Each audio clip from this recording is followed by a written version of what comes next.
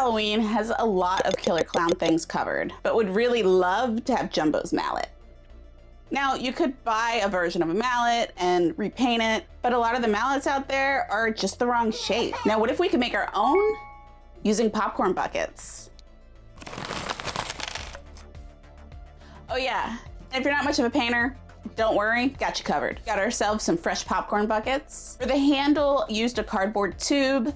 It's the same that you would find at the end of the roll of wrapping paper. You could use a PVC pipe or even a shipping tube. This is 1 inch wide, and I just happen to keep these tubes around for future projects, so I'm just gonna grab one for my stash. Add hot glue to the bottom seam of the bucket.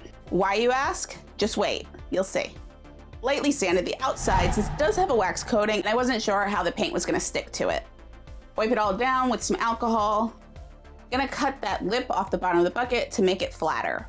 You can see where I completely cut the paper away, trying to get rid of that edge. Thanks to that hot glue step though, our bucket doesn't look like this. Get rid of the top lip and spray painted these yellow. The handle, spray painted it white, made this extra piece to help keep the handle inside the buckets once it's all together. For the striping, I'm just gonna use this red tape instead of painting. You can already see where there's already kind of this line that's spiraling around the tube, so we're just gonna roughly follow that. Now that is way easier than painting. Cut half circles on each bucket. Hot glued the cardboard circle to the tube and the bucket. If I were to redo this project, I would have actually made that piece wider and probably more in a T shape, because that circle just really didn't have enough support. Now both sides are on. Use some paper medical tape to go around the gap. You don't want to be careful while you tape it together and try to keep from getting too many wrinkles. Use Mod Podge over the tape. This is going to strengthen that seam. After it dries, start with the center and wrap the tape around. And you're gonna wanna make sure you're holding it a little tight. This will help to avoid any creases. Cut the bottom to fit better at the handle, and then line up a strip of tape on either side. I'm always keeping the end at the bottom near the handle, that way it looks nice.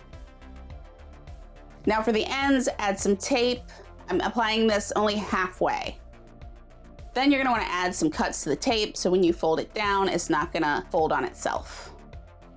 Now there's 2 ways to do these ends. You could now go and add rows side by side going all the way across. Once you do that, just add a piece of tape along the outside like this to finish it up. Now the second way to finish those ends is what I decided to do. I cut circles on a Cricut machine out of some permanent vinyl and just carefully lay it down flat. And not too shabby. Now you got yourself your own jumbo mallet. And if you want to see more Killer Clown related tutorials, be sure to click over to this playlist.